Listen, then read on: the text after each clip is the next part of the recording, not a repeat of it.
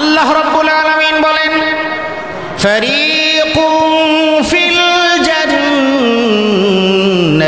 ওয়া ফারীকুন ফিস সাঈর। আল্লাহু আকবার। আল্লাহ রাব্বুল আলামিন বলছেন, পৃথিবীর মধ্যে মানুষের দুইটা ভাগ আল্লাহ পাক রব্বুল আলামিনের কাছে হয়ে যাবে। এক শ্রেণীর মানুষ আল্লাহর কাছে জান্নাতি বিবেচিত হবে, আরেক শ্রেণীর মানুষ আল্লাহ পাক রব্বুল আলামিনের কাছে জাহান্নামী বিবেচিত হবে। আল্লাহ পাক রব্বুল আলামিন কোরআনে কারীমের মধ্যে বর্ণনা করলেন, আল্লাহর হাবিব সাহাবায়ে কেরামের সামনে যখন বর্ণনা করছেন জান্নাতীদের কথা, জাহান্নামীদের কথা, আল্লাহ পাক রব্বুল আলামিন আয়াত নাজিল করে করে আল্লাহ রাসূলকে জানায় দিলেন জাহান্নামী কারা, জান্নাতি কারা। আল্লাহ রব্বুল আলামিন প্রথমে জানালেন, হে রাসূল, পৃথিবীর মধ্যে দুইটা শ্রেণী হয়ে যাবে। এক শ্রেণী জান্নাতের বাসিন্দা হয়ে দুনিয়ার মধ্যে তাদের ধরন হবে ভিন্ন, আরেক শ্রেণীর বাসিন্দা তারা হবে জাহান্নামী, তাদের ধরন হবে ভিন্ন। এটা আপনি আপনার উম্মতদেরকে জানায় দেন।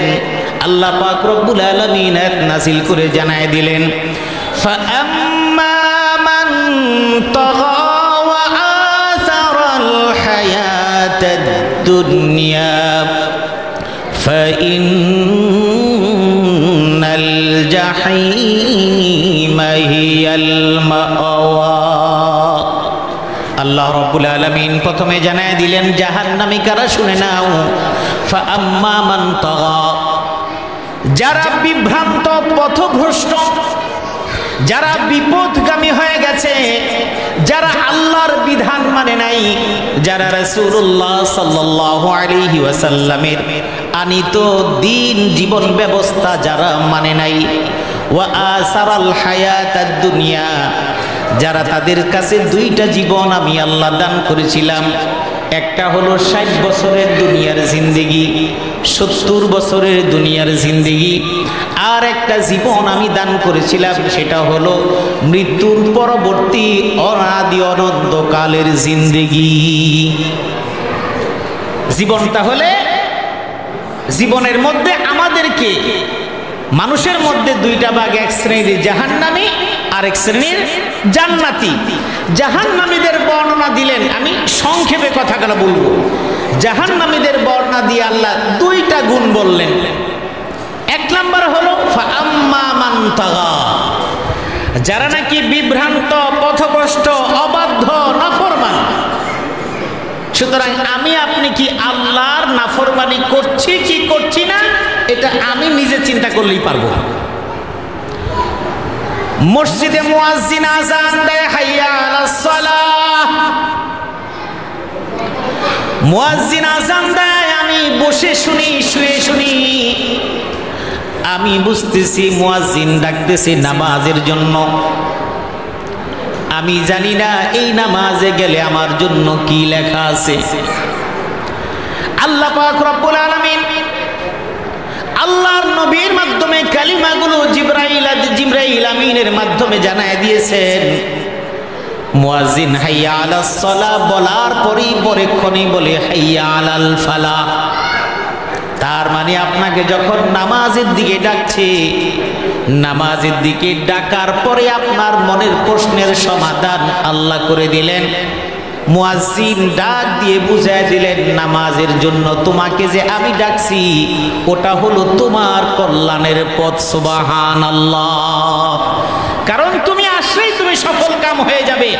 সুতরাং তাগা, অবাধ্যতা, নাফরমানি যারা করে, এক কথায় যারা আল্লাহর বিধানকে মানে না। ওয়া আসারাল হায়াতাদ দুনিয়া,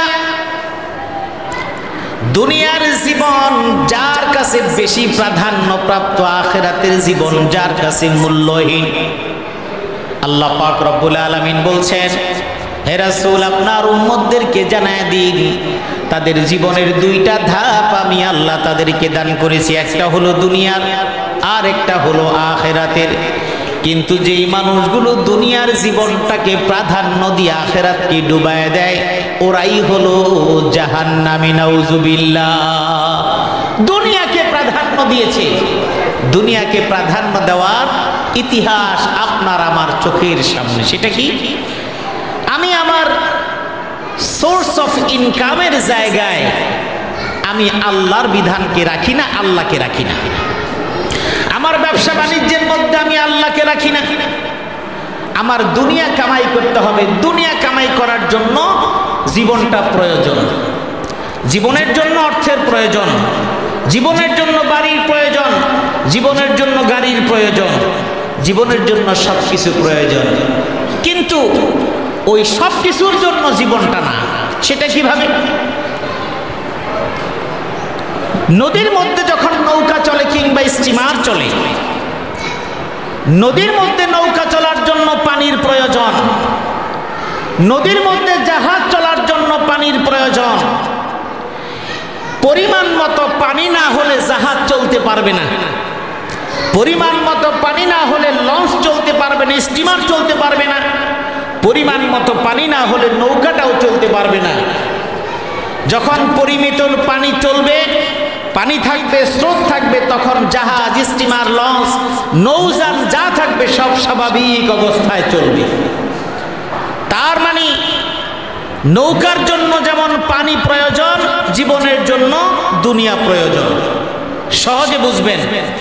এই জীবনের জন্য স্ত্রী প্রয়োজন, এই জীবনের জন্য সন্তান প্রয়োজন, এই জীবনের জন্য বাড়ি প্রয়োজন, এই জীবনের জন্য গাড়ি প্রয়োজন, এই জীবনের জন্য সামাজিক স্ট্যাটাস প্রয়োজন। এবার ওই নৌকা চলছে পানিতে। নৌকা যখন চলছে চলছে কিছু সময় পরে পাটাতন চুয়ে চুয়ে পানি নৌকার ভিতরে ঢুকে গেল, জাহাজের মধ্যে পানি ঢুকে গেল, ওই সমুদ্রের যেই যান আছে সেটার মধ্যে পানি ঢুকে গেল। যেই পানি ছাড়া ওই নৌযান চলে না, ওই পানিটা যখন নৌযানের মধ্যে ঢুকে যায়, ওই ঢুকে যাওয়ার পর ওই নৌযানটা পানির মধ্যেই তলায়া যায়। ঠিক জীবন যাপনের জন্য দুনিয়া প্রয়োজন, স্ত্রী প্রয়োজন, সন্তান প্রয়োজন, মাল প্রয়োজন, গাড়ি প্রয়োজন, বাড়ি প্রয়োজন, জীবনের প্রয়োজনে। কিন্তু জীবনটা মালের প্রয়োজনে না। যখন নাকি নৌকার মধ্যে পাটাতন ফেটে পানি ঢুকে গেলে নৌকা যেমন ডুবে যায়, মানুষের জীবনে যখন জীবন চলার ৬০-৭০ বছরের ছোট্ট জিন্দেগিতে যখন নাকি তার কাছে ওই দুনিয়ার বাড়ি, গাড়ি, সন্তান, স্ত্রীর প্রাধান্যটা ওই অনাদি অনন্তকালের জীবনের চাইতে প্রাধান্য প্রাপ্ত হয়ে যায়, জীবনের মোহটা বেশি হয়ে যায়, স্ত্রীর মোহটা বেশি হয়ে যায়, সন্তানের আকাঙ্ক্ষাটা বেশি হয়ে যায়, গাড়ির আকাঙ্ক্ষাটা বেশি হয়ে যায়, তখন নৌকা যেমন পানি ছাড়া চলে না কিন্তু পানি ঢুকলে ডুবে যায়, ঠিক আমার অর্থ সম্পদ ছাড়া চলতে পারবো না, ঠিক অর্থের মোহটা আমার ভিতরে ঢুকে গেলে ঠিক প্রত্যেকটা মানুষ জাহান্নামী এবং ডুবে যাবে। যার সবচেয়ে বড় নজরিয়া আমাদের চোখের সামনে কিন্তু খোলা। এই বিগত 15-20 দিন কুরবানির পর থেকে কিন্তু পত্রিকা, ইলেকট্রনিক্স মিডিয়া সব জায়গায় কিন্তু বাড়ি, গাড়ি এগুলির খবরের কোনো শেষ নাই। এখন কি হলো? ওয়াসারাল হায়াতাদ দুনিয়া, দুনিয়াকে প্রাধান্য দিয়েছি। অথচ রাসূল সাল্লাল্লাহু আলাইহি ওয়াসাল্লাম বলেছেন মাল দরকার, সন্তান দরকার, সব দরকার। কিন্তু সেটা কি, কতটুকু? একটা তো বললাম পানি এবং নৌকার মতো। কিন্তু এগুলি আমি সব তো ভোগ করতে পারি না। 12 লক্ষ 14 লক্ষ টাকার ছাগলের এক ছাগলের কাণ্ডে দুনিয়া তছনছ, সব একদম ধূলিসাৎ হয়ে গেল। এইরকম কাণ্ড, এইরকম হাজার হাজার ছাগলের কাণ্ড বাংলাদেশে আছে না নাই? আছে। আমার সেটা বলা উদ্দেশ্য না, আমার বলা উদ্দেশ্য দুনিয়াতে আমরা কতটুকু, কেমনে কি। আল্লাহ রাব্বুল আলামিন বললেন, অনেকেই বলবেন হুজুর তাহলে কি আমরা ধন সম্পদ কামাই করব না? আমি আগেই বলেছি জীবনের জন্য নৌকা চলার জন্য যেমন পানির প্রয়োজন, স্টিমার চলার জন্য যেমন পানির প্রয়োজন, পানি ছাড়া চলবে না। কিন্তু ওই পানিটাই যখন নৌকার মধ্যে, স্টিমারের মধ্যে ঢুকে যায়, তখন নৌকা যেমন ডুবে যায়, দুনিয়া চলার জন্য টাকা দরকার, সন্তান দরকার, সব কিছু দরকার, কিন্তু যখন আমার জীবনটা ওটার জন্য হয়ে যাবে তখন আমার দুনিয়া বরবাদ হওয়া ছাড়া কোনো গতি নাই।